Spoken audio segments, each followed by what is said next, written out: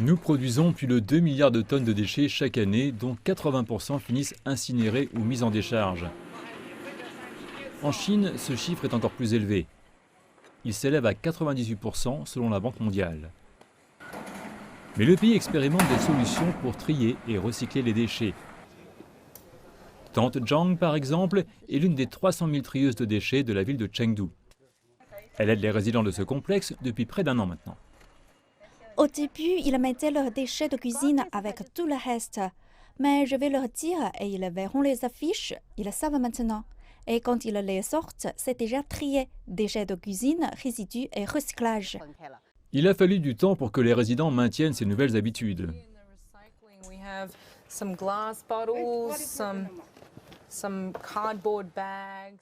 Mais c'est un début, et ce n'est qu'une solution parmi d'autres dans la ville.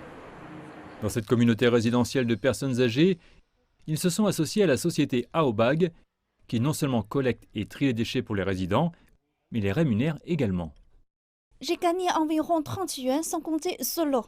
Voici peut-être un autre, il peut aller jusqu'à 12 yuan. De toute façon, ce sont des choses que l'on ne veut pas. C'est un revenu et il y a moins de déchets. Aobag a développé une application qui apprend aux habitants ce qui peut et ne peut pas être recyclé. Ça leur permet aussi de savoir s'ils ont fait une erreur. Les photos sont envoyées sur le téléphone de l'utilisateur. Dans le passé, nous ne savions pas si nous avions fait une bonne ou une mauvaise chose. Il n'y avait pas de retour d'information. L'entreprise collecte plus d'une douzaine de types de matériaux, tissus et plastiques souples, ainsi que verre et papier d'usage. Depuis qu'ils ont commencé il y a 4 ans, ils ont étendu leurs opérations avec des centaines de points de chute aménagés rien qu'à Chengdu. C'est un modèle alimenté par le profit, les matériaux sont vendus à les transformateurs en aval. Un modèle qui, selon l'entreprise, est plus efficace. Mais alors que le pays vise un objectif ambitieux, qui est de recycler 60% des déchets ménagers en 4 ans, c'est peut-être moins une compétition et plus une course, car il y a des tonnes de déchets à trier.